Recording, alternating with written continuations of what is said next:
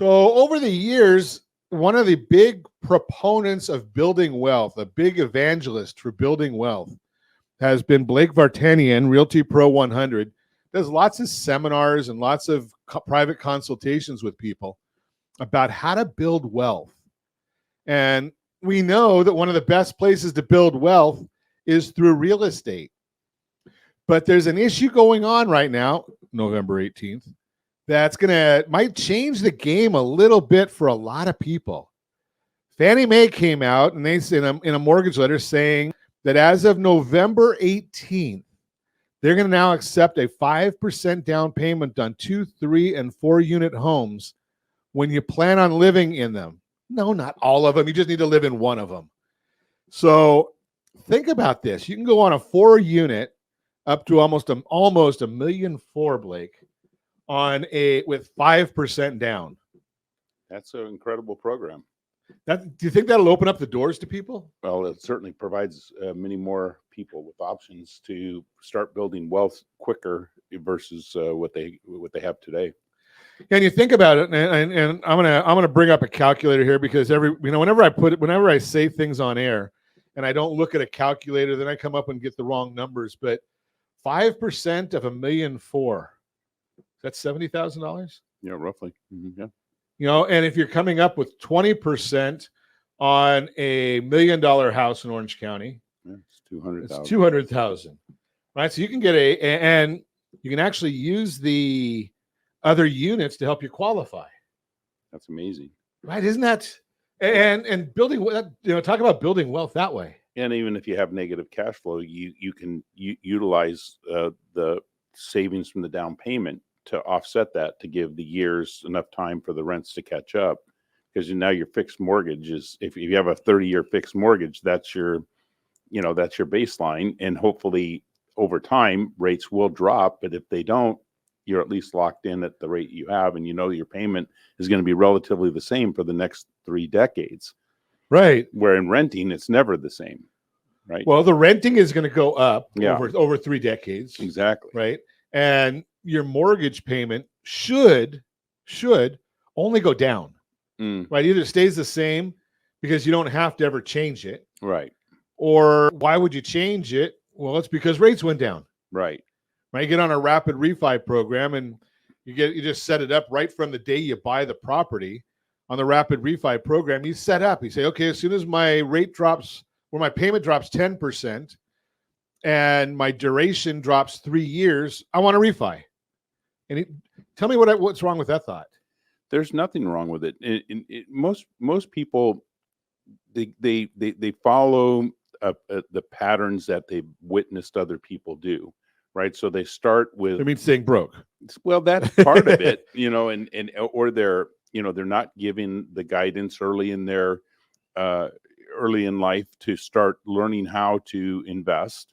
And it's never too late. I mean, there are examples of people in their 60s. Absolutely, there's hope. It's small, but it's there. Small, minimal hope, but it's there. Okay. Yeah. So that's the idea right there. So get started. Get started, and with the accessory dwelling units that are available, some of those properties that have, let's say, a fourplex, you might be able, depending on the circumstances, you might be able to convert it to a much higher density unit, depending on the city, depending on the circumstances. And we have an architectural firm that we work with who gives a free evaluation. So there's no cost or obligation if somebody wants to. I like look that. At their that house. Seems like the term for free. Yeah. Some people think that there's a hidden agenda. And sure, we help people all the time who end up not, who decide to do it by themselves. It's not the right solution for them at that particular time, maybe. Absolutely. And there's nothing wrong with that. No, because you have to be able to explore your options in order to understand what's available. It's pretty hard to make an educated decision when you're not educated. Right? That's more than fair. Right? There's nothing wrong with ignorance, but you don't have to stay that way. Well, it's interesting. So, in our business, we do what's called a private placement memorandum in our efforts to raise capital so that we can expand.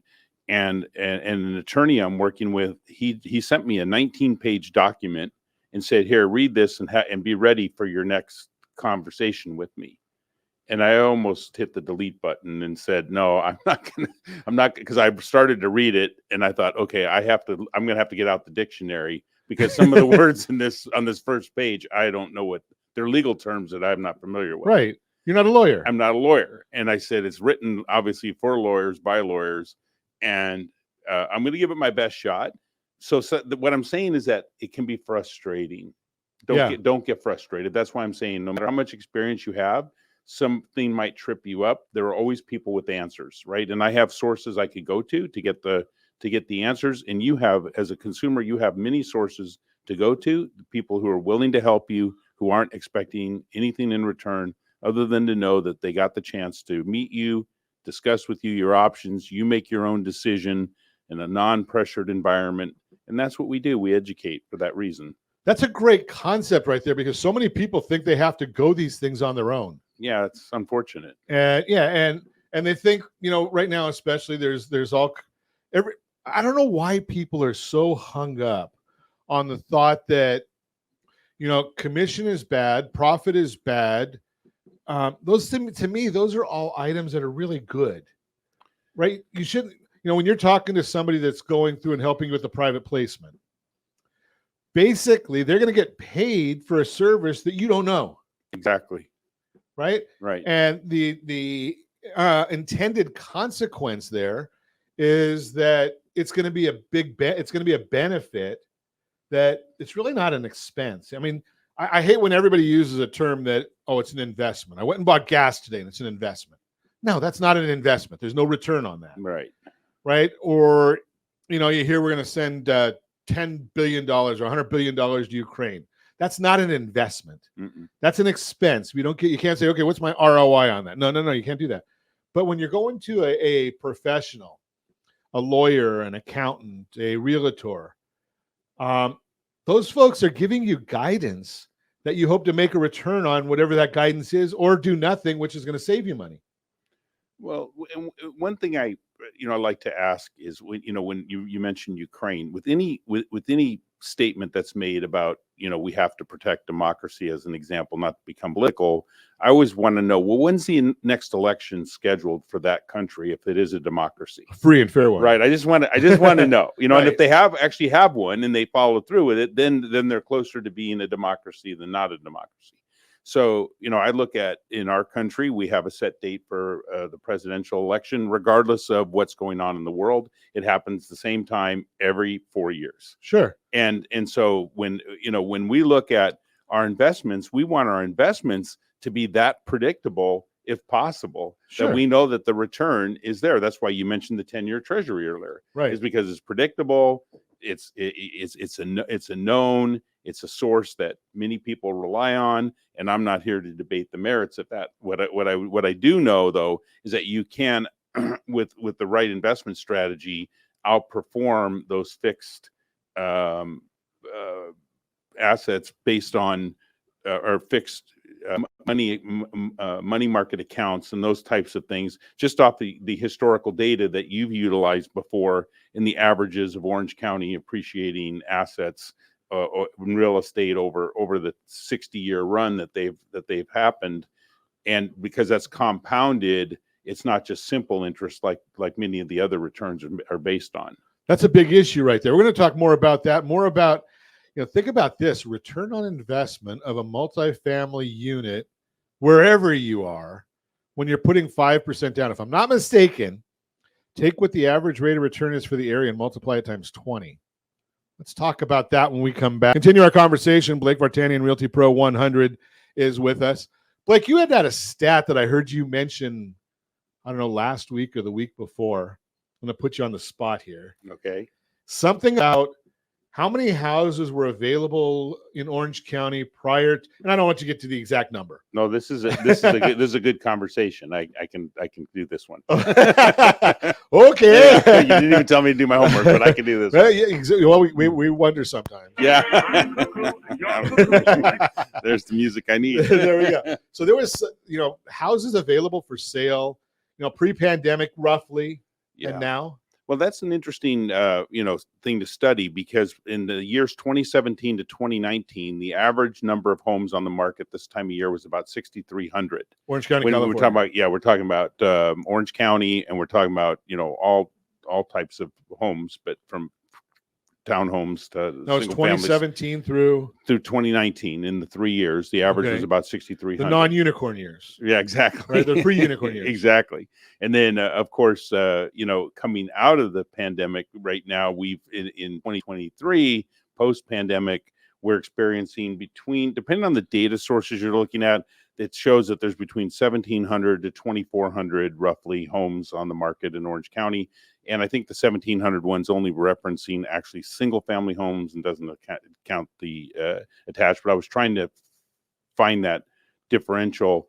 But the point is that inventory is running about a third of what it was prior to. If you look at 1,700, you're basically talking about 25%, and if you look at 2,400, you're talking about 35%. So right in that range. Either way, it's not enough to meet the drop. demand and to meet the current demand. I mean, there are said to be, a balanced market in Orange County, as an example, would be somewhere around 8 to 10,000 properties on the market, because you're talking about every kind of price range. So for most people, anything over $2 million is not even something they would consider or be able to afford. So even those pre-pandemic, pre-unicorn years, we were still low even then. We were low, and the headlines at that time were that we were more in a seller's market than we were in a buyer's market. And we know historically, if you go back to the quick data when it first started in 88, 87, 88, 89, that there were months. Some of us aren't that old. Well, no, but the data is available okay. though. That you can see that there were actually as many as 6,000 to 6,500 properties a month selling in Orange County, with a population of about 2 million people, and interest rates were about what they are today. So actually a little higher than today. And I think we've got about 3 million people in Orange County now. Yeah, exactly. And so I always go back to, yes, prices have risen, and they're going to continue. There's going to be upward pressure on pricing because of the competition for the few properties that come on. I want you to think about going to the grocery store, and you walk into Vons, let's say, or Stater Brothers, whatever your favorite grocery store is, or even the Costco, and you look and you go, 99 cent only for those of us in the mortgage world. Only 1 in every 4 or 5 rows has merchandise on it. Yeah, that's true. Well, that's kind of where we are in the housing market. So when there's buyers looking at properties that are available, they're probably scratching their head and going, how come this is all there is? And I always define a seller's market by, if you go down the street and it's a street by street seller's market, right? Or a buyer's market. Because if a street has 5 listings on it, it's definitely a buyer's market. Sure. But on that street, but if there's 1 or no signs, it's definitely a seller's market. If there's 2 signs, it's a balanced market. And if there's 3 signs, it's definitely becoming a buyer's market on that street or in that neighborhood. Which is all that matters. Because all real estate is local. So who cares if the national number is that it's a buyer's market? Yeah, we only use it for data just to understand what the average consumer is seeing in their living rooms, reading in their newspapers, or reading online, because that impacts their impressions on what they're about to do, because they might be making a judgment based off of a housing stat they saw for Phoenix, Arizona, which has little or nothing to do with what we're experiencing here. I want to throw something at you, Blake, and we never prepare for our broadcasts as far as what Blake and that's usually obvious, but exactly, and that's why we have our theme song. Right? We have fun anyways. So think about this concept, Blake. In Orange County, we have some manufacturing, not a lot of manufacturing. That's true. It's a heavy service area. Yes. So a service area would lead us to believe that, if a company moves out of the area, the employees move. It's not like you're the strawberry farms that can't move, right? So if a company moves out of the area, the employees move out of the area. Company moves into the area, they need their staffing in the area. When we had the unicorn years in the pandemic, people are able to move and work remotely. Now they're coming back into wherever their companies are. Do you think that has any effect with our shortfall here? It could. I mean, I think everything's possible, but it's interesting how certain segments of the Southern California real estate market have appreciated and out appreciated, let's say, Orange County, because you go out to, let's say, the corridor along the 60 or the 15 heading north into past Rancho Cucamonga, where all of these big industrial parks are being built, or warehouse areas, and you see these massive mile-long warehouses that are there for distribution, so the employers are taking the thousands of people who might have otherwise come to Orange County in the past or into LA. They're now living out in areas like Fontana, Sure. Moreno Valley, and they're close to the places Quality of where life. they can work, where they couldn't find jobs out there before. Yeah, they didn't like the idea of spending an hour and a half a day on the 91 freeway Right. or the 10 or Right. Interesting information. We're going to continue our conversation with Blake Vartanian when we come back. Continue our conversation. Blake Vartanian is with us, Realty Pro 100, chatting about methods of helping people. And I love to help people. Good morning, Linda Eisenman. Glad to have you with us. Great real estate professional. Now, we go to the Linda Eisenman Squared. So got her in North Orange County and the Coachella Valley. So glad to have you with us this morning. So we're talking about building net worth. And Blake, I think in the first segment I teased this and we never got back to it. If you're buying a multifamily with 5% down, and Orange County, California is over 5% appreciation for the last 60 years. I think it's 5.35 the last I looked. 5% down on that, it means you're going to get 20 times your capital as your return. That's true. 20 times your capital and it's 5% appreciation. That means your capital, your cash investment doubles every year. Did I miss that? Is that right? It's hard to find a better investment. And you don't have to have you don't have a Coleman tent. You have got a roof over your head. Gotcha. Didn't mean to get you choked up like that, Blake. It's like, wow, I never really thought about it in all these years. And that's before any kind of tax benefits or anything like that. So, right. So real estate has always received some type of preferential tax treatment. Sure. And oftentimes, we're not giving tax advice. No, we're not. No, we're not. You have to you get to seek the professional guidance. But the point is that we can tell people the questions. Yeah. And you need to look at it, right? You need to understand it. And so, one of your frequent guests, Alton Moore, who you introduced me to, he's our CPA, and we didn't know him before you introduced him to us. And he does trust and probate, and he's also a CPA, and he's become our firm's CPA. He's my personal CPA now, and my CPA retired. My longtime 20-year CPA retired, and so it happens when we get old, Blake. It happens, right? I mean, I look at, I'll be 65 in April, and I met Linda more than a week or two ago, and whenever I know that Linda's listening, I'm always in just sheer respect and admiration for the career that she has forged for herself, because she has such a great reputation among all of her colleagues who know her, and it's just something that we all hope to leave the stage one day. Having done great work, and I'm grateful to see that Linda keeps, bringing the practices and the traditions of our profession so that the next generation can understand how to do it the right way, and probably do it, more efficiently, because we can teach the next generation how to do it without making the same mistakes and trials and tribulations that we went through. That's an interesting thought right there, because Linda's been on the program many times. Yes. And we talk about the fact that every transaction has some sort of speed bumps in it. Absolutely. And as you get more and more, I'm going to use the term seasoned, yeah, right? You just understand how to navigate those speed bumps. It's amazing how your anxiety level can be calmed through the years when you have the knowledge and the expertise of knowing who to turn to, who you can rely on, and that you've seen these issues many times before, and for that client, it may be the first time they've gone through it. It's like we had recently a situation. I'll just say real quick. We had a situation with a foreclosure that was happening last week. Was the sale date, and the clients in escrow, the sellers, were not getting along with each other, and they were pushing up against their own. They were basically acting not in their own best interest, and they were pushing the sale date with their lack of cooperation with each other.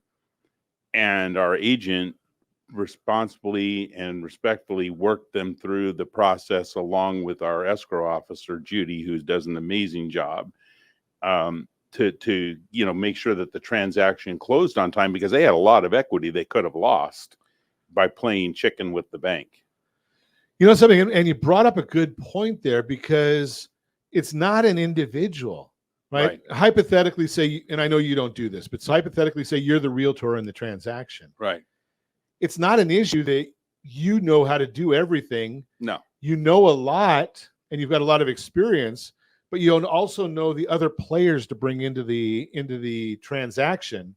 You mentioned Judy. You might need somebody at an escrow, at a title company. Yeah. You might need to reach out to Alton as an attorney and a CPA. You might need to go to a bankruptcy attorney, to put a little pressure on. But those people, so you can bring in a whole team. Well, I was fortunate to have come into the real estate business the same time that Ronald Reagan was becoming president of the United States. Wow! And so I go way back then, right? So you're not going to take my youth and hold my youth against me. No, but they asked him. How, you're not the smartest guy in the world. Something similar to this. Right.